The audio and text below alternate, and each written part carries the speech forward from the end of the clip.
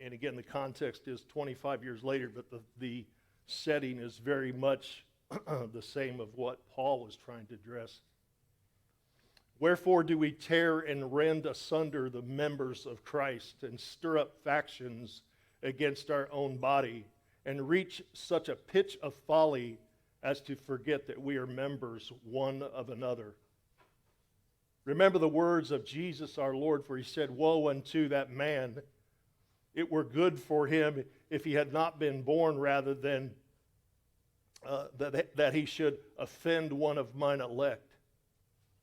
It were better for him that a millstone were hanged about him and he cast into the sea, than that he should pervert one of mine elect.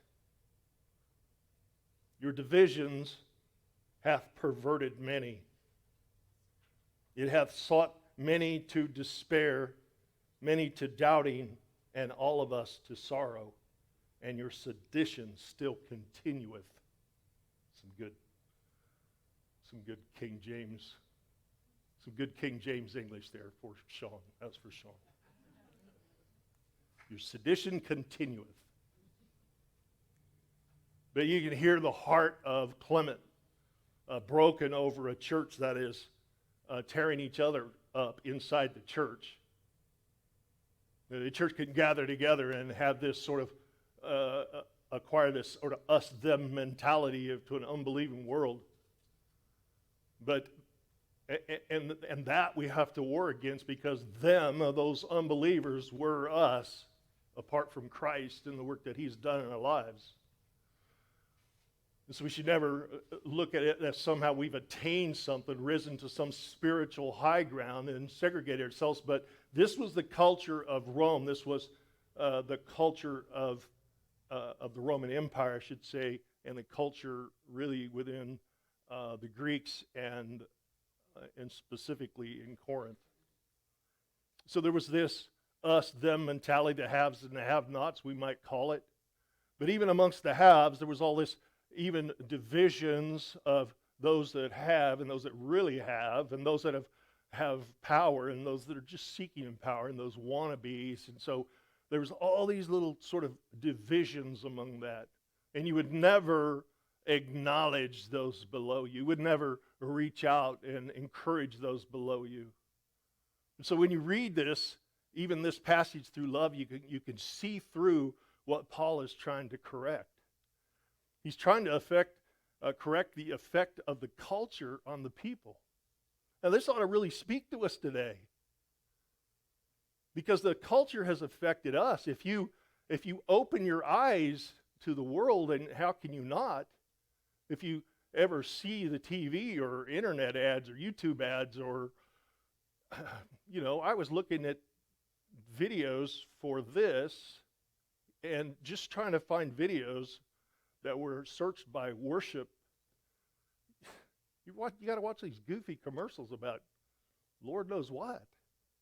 If you just get exposed to all of this stuff, and if you read the news or even just read the headlines and skip the rest of it, you feel like you need a shower afterwards sometimes. And it's just getting worse every day. It's just continues. And to think that somehow we're not affected by that. We spend hours a day within the culture and around the culture, and we spend, maybe part of that day, a very small part of the day, in the things of the Lord, in the Bible. What's going to have its effect more? Man, we've got to be about God's Word. We've got to be living it out, walking it out, and really be immersed in that all the time and falling back on that, because the culture will have its effect on us. Paul had said, again, sort of trying to cure the division. So it's like Paul's peeling back the layers. He's like, you remember he went back and he talked about the immorality and they're suing each other and just the crazy stuff. But it's like he's peeling back the layers and going, what's at the root of all this?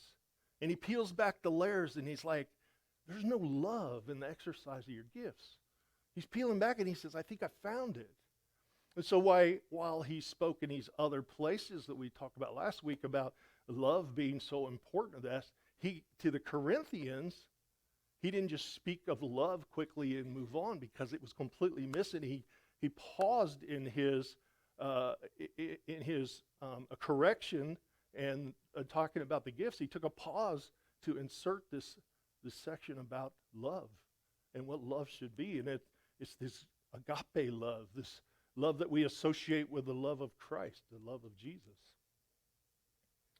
We started last week with just the first 3 verses where Paul said, if I could speak with all tongues, with all knowledge, with prophecy and perfect and absolute understanding of all the mysteries of the faith, if I had faith that could move mountains, and even if I gave all away, and I even gave of myself, and gave myself away, yet I did that without love, even with all the amazing things and accomplishments, people would say, man, that is just crazy. You just check all the boxes, like you were working within all the gifts, and you could check all the boxes at Corinth. And yet he says that it accomplishes nothing because it's been done without love. And it amounts to nothing. It has no eternal benefit. All this effort could be marked as nothing more than sort of meaningless noise, useless toil, worthless sacrifice. And Paul says there's a better way. There's a more excellent way. And that's what he said. It's love that turns these otherwise useless things of the flesh into something that's useful. It is love that gives it some eternal benefit.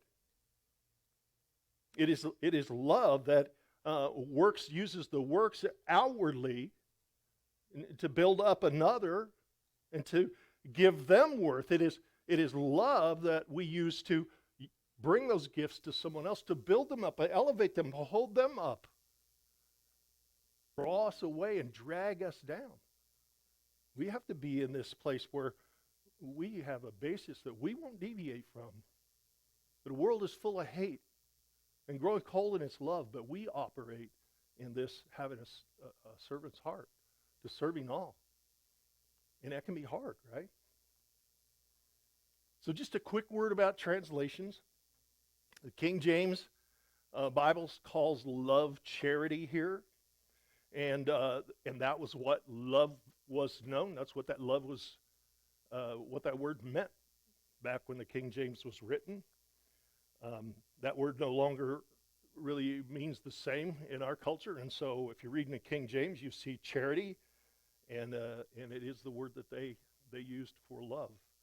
And so that now that word is more associated with giving help to the needy and or an organization that's associated with those kinds of things. And so it's really one of the many words in the King James that have the meaning of the words have changed over the years, and it makes the King James Bible a little harder to follow, which is why you should have a different Bible. But that's a different topic, and that was for Sean.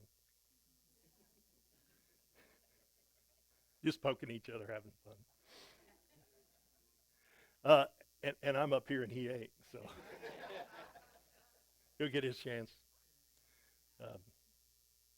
As we read these characteristics of love, it can be hard to follow because the translations really deviate a little bit between the different translations, and so it can be a little bit difficult. I memorized some of this in the NIV, and so when I'm reading the King James, I got NIV sort of verses in my head. So if I do that, that's where it's from, and it's not a bad thing. The words, they're not different meanings. They're translated to a different word, but the meaning is the same, and it's all there. So agape love is not this sort of abstract idea, this sort of high and lofty ideal that we could never attain, and we can't look at that way because Christ did attain that, right? He was our example of love, and so it's not sort of this abstract. It's not an emotion. They're not talking about this warm, squishy emotion that we often associate with love. Yet it's very real, and agape love is very visible because it's visible in our actions. Our heart becomes visible in our actions. And again, it's a love that describes our Jesus. So let's read through from chapter 13, verse 4, just to read through the rest of the chapter. It's just down to 13 verses. So we start at verse 4, just to get it all together before we start picking it apart and really to feel the poetry of it as it's all read together, because it is very beautiful writing. Love suffers long and is kind. Love does not envy. Love does not parade itself. It is not puffed up.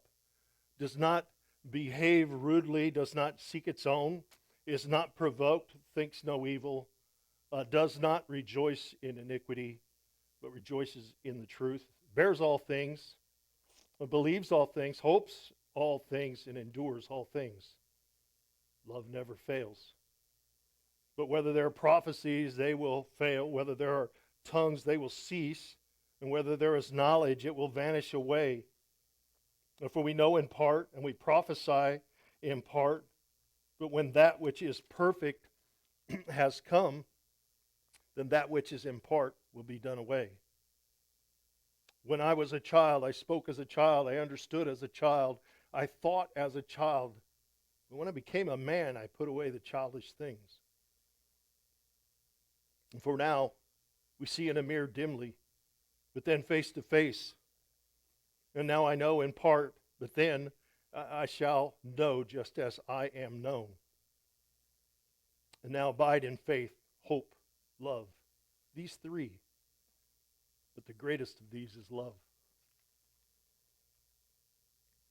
And so we start in verse 4, and we just want to look at some of the specifics of some of these statements. Paul starts off with saying what love is. What is love? He says love suffers long. Love is patient, I think the NIV says. Translated, it would be patience.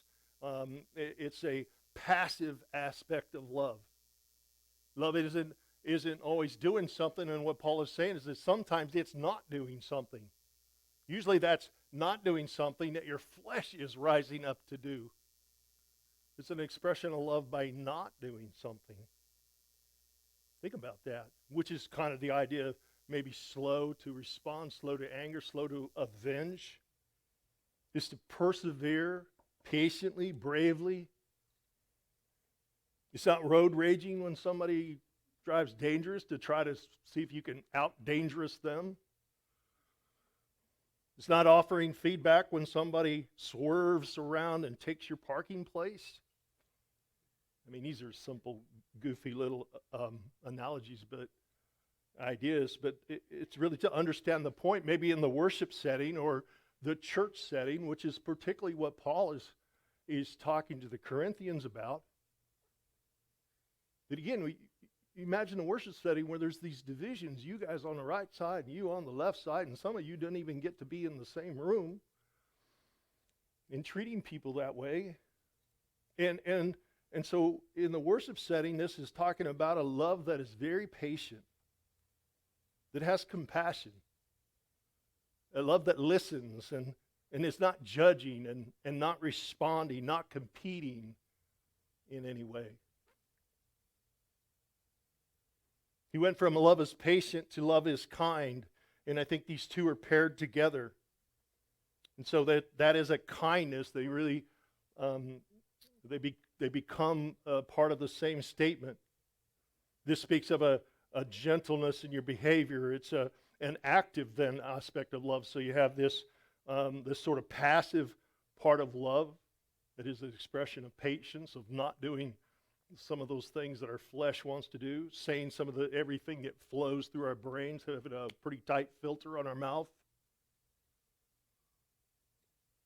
But now there's a kindness where we express that love in a kindness and a gentle word.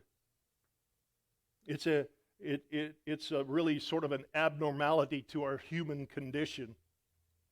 It's kind of going against what it comes natural to us in our sinful nature. And so it's something that we learn to do, and day in and day out, we learn to respond in this kindness, to act in this kind of love. And we build this up in ourselves if this becomes part of who we are, this kindness. It's Christ in us. It's Christ growing us, and it's the expression of Christ in our life. And it becomes more natural in time. Our kindness, it tends to go towards those we deem worthy. This is where it hurts a little bit, pinches a little bit. We tend to look and go, well, I can't be kind to that person. You just don't know what they did to me. There's no exceptions to this kindness. This doesn't say you should be patient and kind unless, of course, you wake up in a foul mood where they looked at you wrong, and I know what they're thinking about me. And we do all kinds of weird stuff amongst each other. It's a kindness that goes way beyond that. It's a kindness that is not born in your feelings toward another or how they've expressed towards you. You're not just responding because they respond. Anybody can respond nice to somebody that responds to you first. That's not what that says. That says your kindness is based on what Jesus has done in your life. Not what somebody else has done to you or not done to you. We just so very good at justifying our, you can call it hatred or lack of love, if you want to say it in a kind way. What about those that are hateful and mean to you? You didn't do anything to them. They're just hateful, walking around with hatred. Can you smile and can you be polite? I noticed the drive-up window at McDonald's was a sign is something like, be nice, we're doing the best we can, or something like that. I'm like, even McDonald's is buying into this a little bit. It's kind of sad you got to have a sign to remind people, but if it works, you know. It's kind of interesting, this word for kind right here, this is the only place in the Bible this word shows up. Only time this word in the Greek shows up in the New Testament. We know that the proverb says that a soft answer turns away wrath, but a harsh word stirs up anger.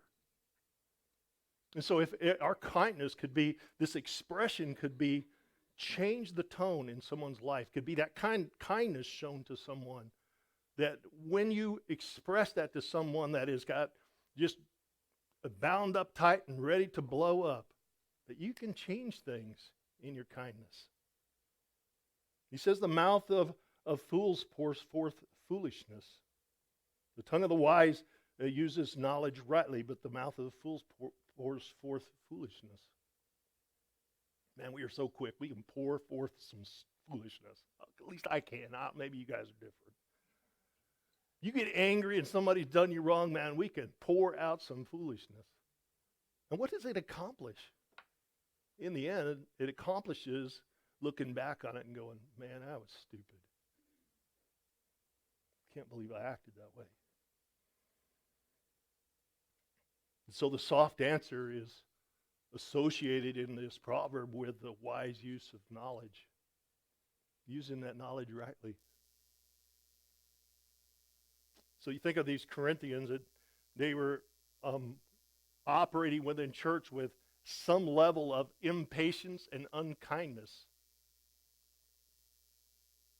And Paul felt the need to explain to them they needed this undercurrent of love that is based on patience.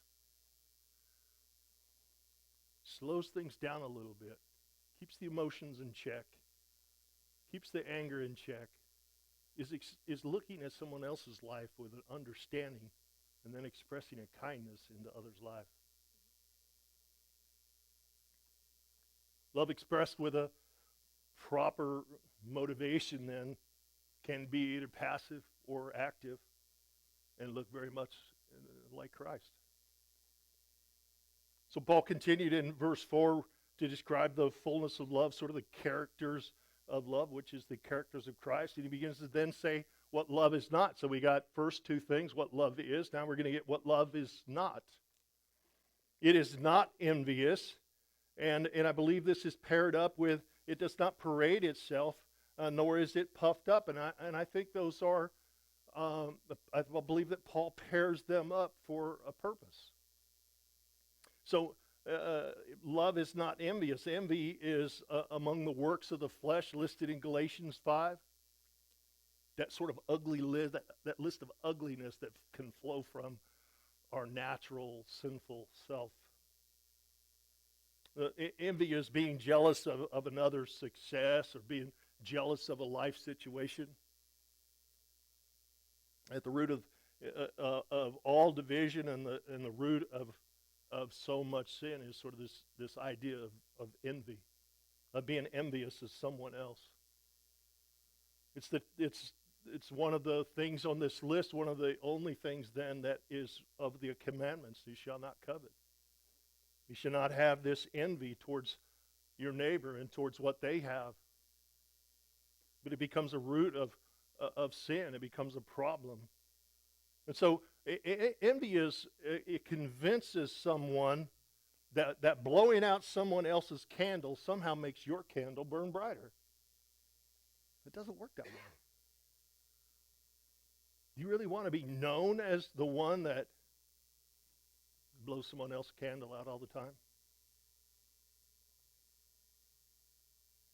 Agape rejoices in the blessing of others.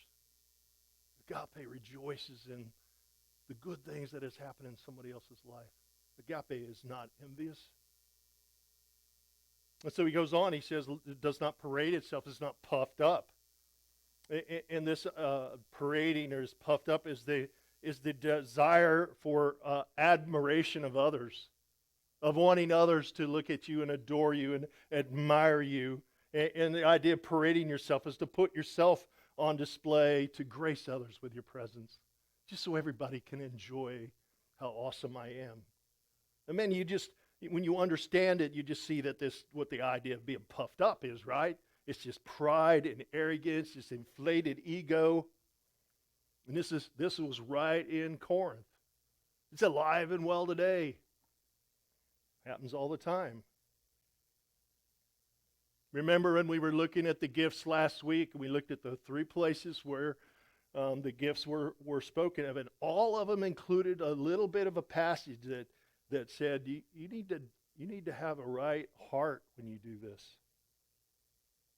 Remember back in Corinthians 8, it said, if anyone thinks that he knows anything, he knows nothing as what he ought to know.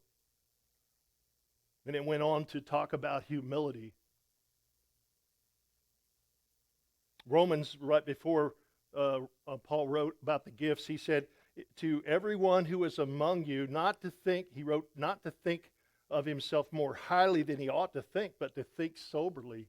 We could go to Ephesians and say that you ought to be sober-minded and have a clear view of yourself and walk in humbleness. The exact same thought. You can't be arrogant and all puffed up and parading yourself in some way. So it's kind of 2 ends of the same cord. One that wants to stand up in Corinth and be puffed up, but the rest of the church has responded with envy. Gosh, I want to be like that someday. And so it's like 2 ends of the same thing and causing just a huge rift between them. That no, we're one body. Remember, this whole letter is about unity. It's about unifying the body once again. Agape is rooted in humility. Remember, humility is not thinking less of yourself, but thinking of yourself less. Thinking of more of others. Agape parades others. Agape parades others, puts others on display, lifts others up.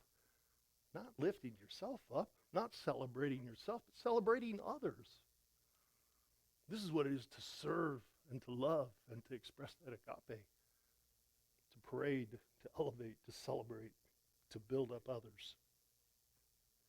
We go on to 1 Corinthians 13:5. Love isn't rude and it's not self-serving. Again, I think these two go together. Rude would be a failure to show respect and honor toward others.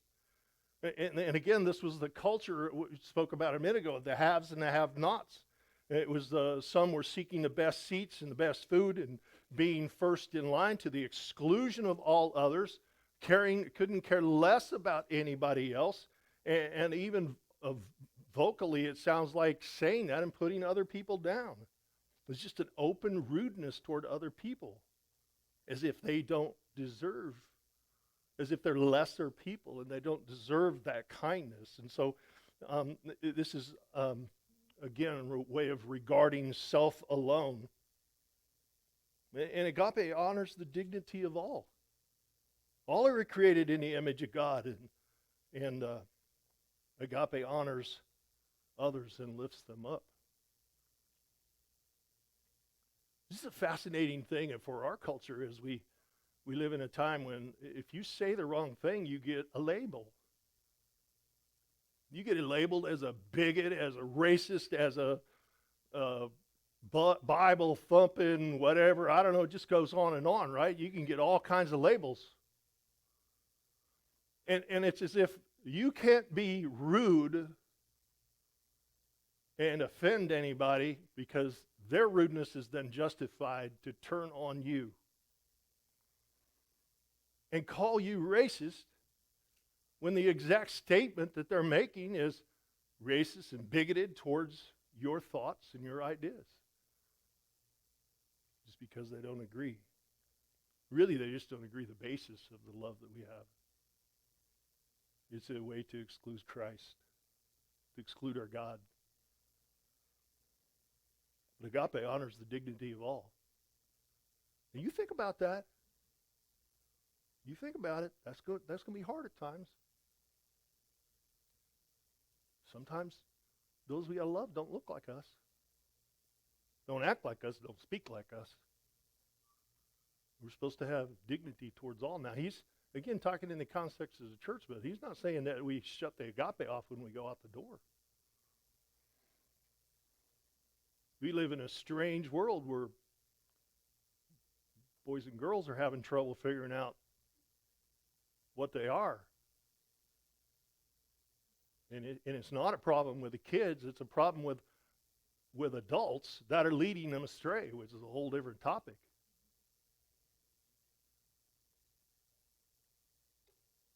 But can we show agape love? Sometimes that's hard, because sometimes it comes with a lot of anger, a lot of hatred, a lot of confusion. Agape love is not self-serving. Self-serving is to demand your own way. You think of the Corinthian worship setting as coming in and saying, this is the way things are going to be. And then you got one or two or just a handful of people, which is sort of what you saw with the letter from Clement of Rome. There was just a few people that are messing things up, they're causing division. He says this is the way things are going to be. Why? Because they brought the money. They had the money. They had the authority within the culture out there. They were among the top mucky mucks, and so they thought that they got to call all the shots and come in church and create these divisions. And Paul's saying, cut it off. Now, cut it off. And all appearances that it did get cut off. And Clement was saying, cut it off again before it gets a hold of you again. And so the idea of self-serving is like you were to be rude on one hand, and then sort of this idea of self-serving. To put someone else down in a rude manner to lift myself up then as in a self-serving way, demanding things be done my way, even if it interfered with others. I was thinking years ago at a different church a long time ago in a very small worship setting, and there was one particular lady that just really loved to be the center of attention. And whether it's the way she dressed, spoke, acted, sang, whatever it was, she always just had a way of drawing attention to herself. And when she had back trouble, she had problems with her back. A lot of her other activity was sort of toned down a little bit. So she would lay down right in the middle of worship. She would lay down on the floor, and I guess that was helping her back. I don't know. But it was such a distraction to others that people were like, is she okay? Is what's going on? And it was almost everything she did was to draw people's eyes to her. And she probably didn't understand and realize she was doing that. And at the time, I just thought she was weird. But now I look at it and you go, I understand that it's all spiritual. It always is. It always is, particularly in the worship setting, right? And agape love is sacrificial. It's willing to give of self as needed. It's willing to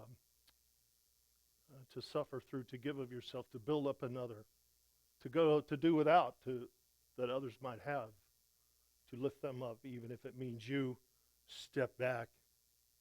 And so as we go on, different, as I said, different scholars sort of group these up. There's lots of different ideas on these words. There's some of them are hotly debated, and which is kind of fascinating. And some sort of group the next two of not being provoked and thinking no evil, sort of with the previous two. And I kept them separate. I paired them separately. The idea of not being provoked is to be easily angered or irritable. And as I said before, we sort of live in a world that's looking for a reason to be offended. And what came to mind, and the picture came to mind, remember, there was an old commercial, it was a battery commercial with Robert Conrad, and he put a battery on his shoulder, just knock it off. It was kind of the forerunner to Dirty Harry saying, go ahead and make my day. It was Conrad, he was really bad. He said, I dare you to knock it off. That's just like so many people, half a year going, I don't know what he's talking about. There's a YouTube video, look it up. You can look it up. So, but the idea is still the same, it's the idea of people walking around with a chip on their shoulder, just daring you to say the wrong thing. Just say the wrong thing, just because I'm loaded for bear. I'm ready to unload on you. Man, that can't be the way Christians operate. You get caught up in the world and caught up in the hatred, and if you drive down the highway long enough, you can stop to get gas and can't you just, and you could just time out. You got an I love Jesus bumper sticker on. Tone it down a little bit. You're displaying Christ. Don't get caught up in all of that. You're not to be easily provoked, and this is particularly in the worship setting. This is your brothers and sisters. This is your brothers and sisters in Christ, and really, I think this sets a higher tone that we're going to spend eternity together. If we get irritable with each other after spending an hour or two, maybe there's a problem with us. And we're not supposed to be easily provoked. Don't look for a reason to be offended. Look for a reason to love on somebody. Agape is a peacemaker. Agape love makes peace. It's a healer of breaches. Agape love stands in the gap for someone else, on someone else's behalf. What's in it for me? Maybe nothing but hard work and worry. Agape love stands in a gap because Christ stood in a gap for you. And it's an opportunity for you. Christ healed the breaches, the breach between you and God. And Christ healed that and gave you that opportunity. So we want to respond in that same way. To heal the division. And so love is not provoked, and love does not thinks no evil. And the idea of thinking no evil is keeping accounts on people. And again, it's our human tendency to have this long memory about those we owe. Because I remember what you did to me. And you, oh man, I owe you big. And we could keep this scorecard of all those people that have done us wrong, and we end up carrying this load of baggage of hatred, of just waiting to someone and keeping score. And what does it accomplish? We carry this ugliness around. What is all that ugliness, and what is that scorecard? That's us trying to protect that pride, protecting self, so that nobody could ever make me look bad or make me feel bad or do me wrong. That's just our flesh responding. That's our pride. And it just becomes this ugly coat of pride that we wear if we keep that scorecard, if we carry all that around in our life. Agape doesn't keep a scorecard. Jesus didn't keep a scorecard on you, and he doesn't. Peter asked Jesus how many times he had to forgive those who sinned against him.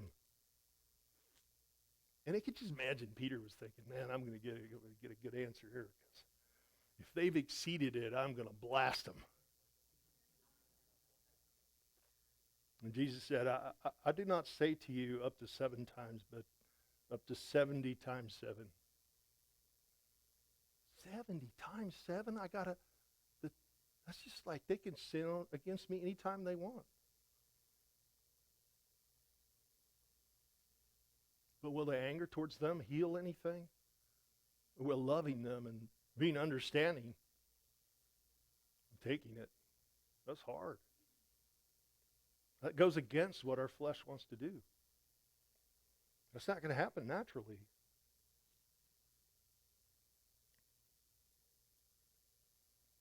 We get to Corinthians 13:6. And we get rejoice in iniquity and rejoice in truth. Love doesn't rejoice in iniquity, but love does rejoice in truth. And so there's a transition here. One, it sort of appears that these two work together, that these two would be paired, because you see the word rejoice twice, and they do appear together, but the word rejoice is 2 different words here.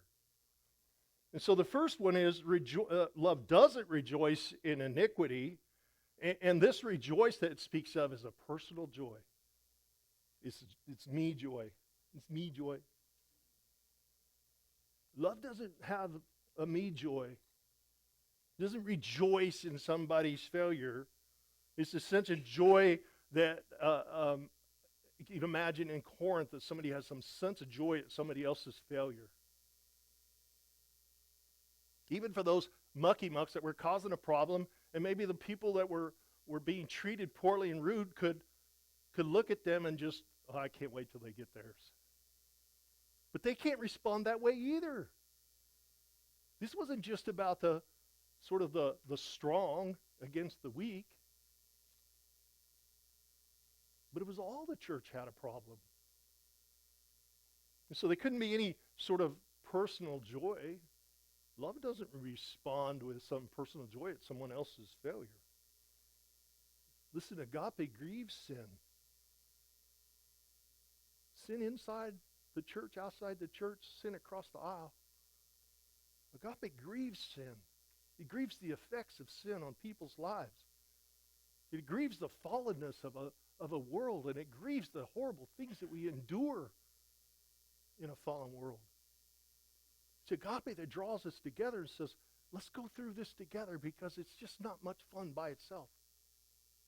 Christ gave us to each other to go through this together, to hold each other up, to support each other, love on each other.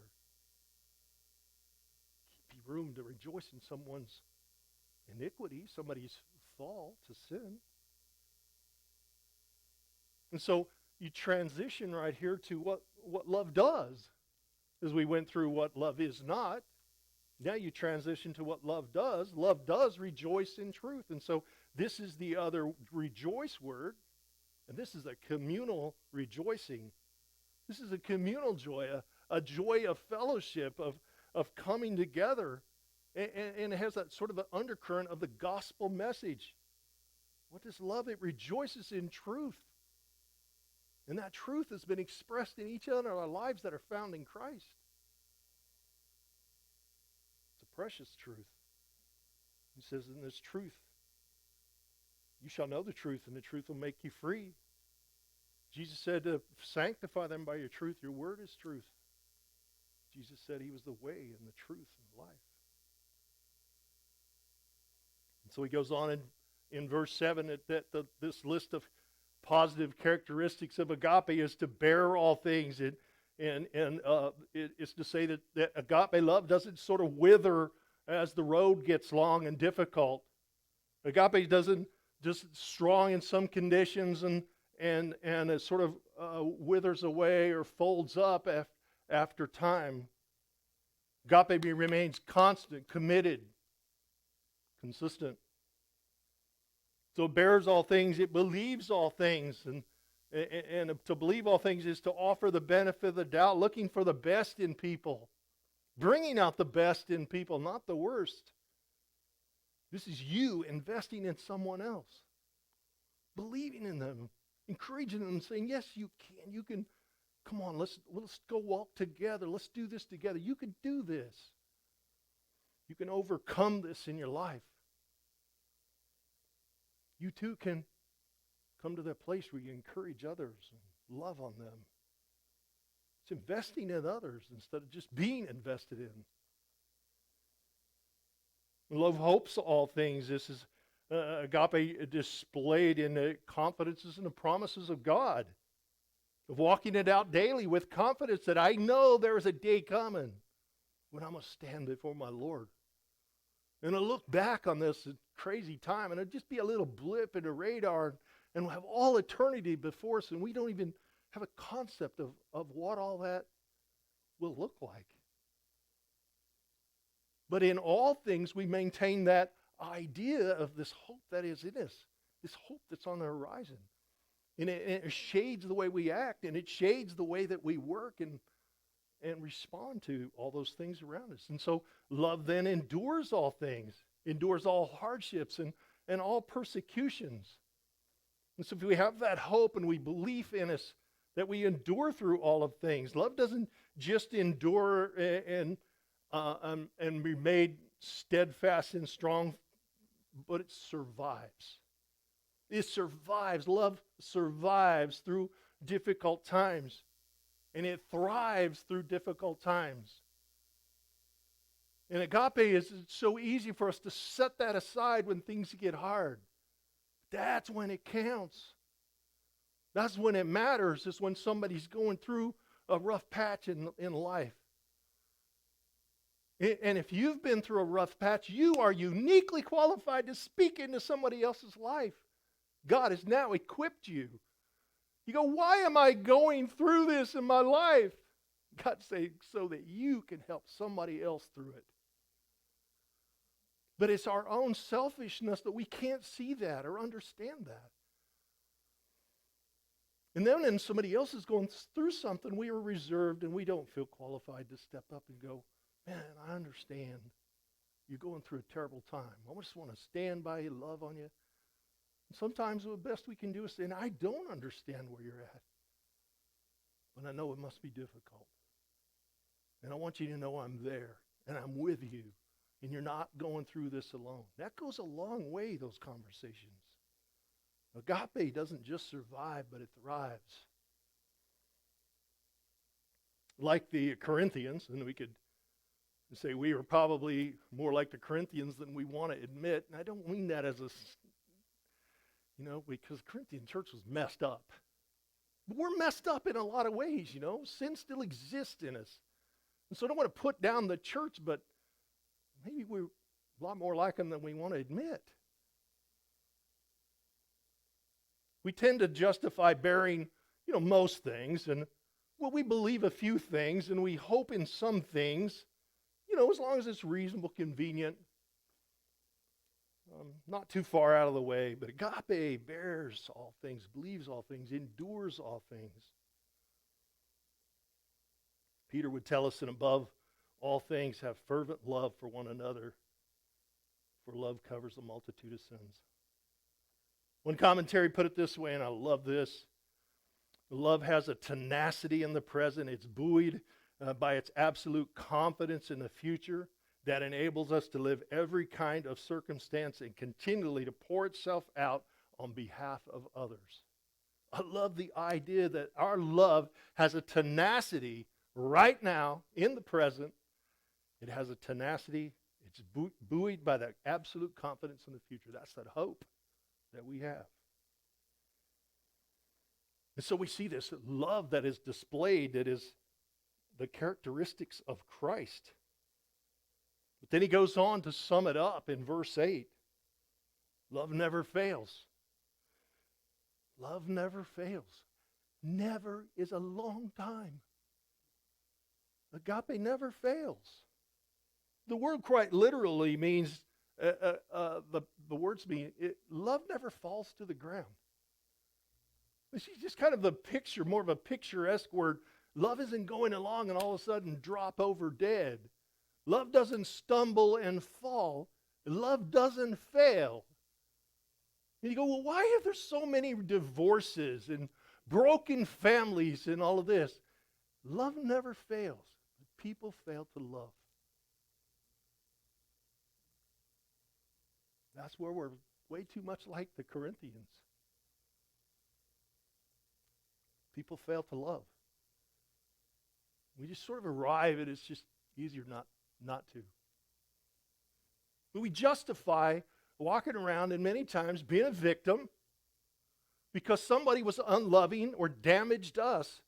And so I'm going to carry this big, ugly chip on my shoulder all of my life. And who are you hurting? Are you hurting those people? You're not making their life any worse. It's like drinking the poison and hoping someone else dies. Don't drink that poison. Put the poison down. Because that anger that we carry, that chip on our shoulder, that's the poison for your life. Set it down. Look at the love of Jesus as your example. That changes your life and grows you from the inside out. And it's not easy. Nobody's saying that it is. But you got to put that before Jesus. Put that pain and that sorrow, put that ugliness. And folks, you look around the room, we could shut the doors and all be honest, and we all got junk in our past.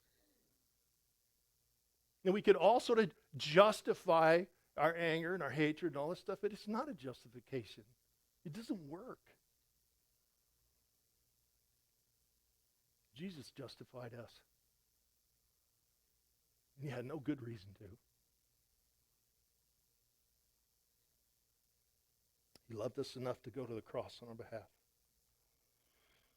Wow, I'm not even going to finish this chapter. This is crazy. Love never fails.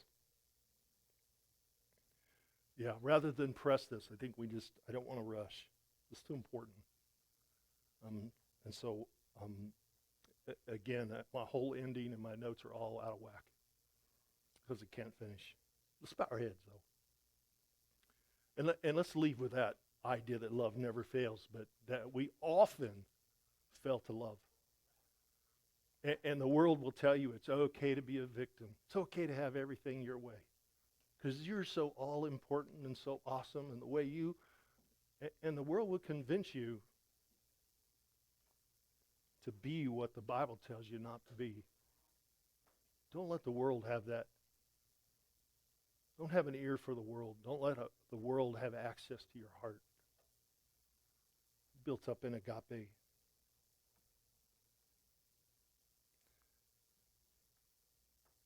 Father, we love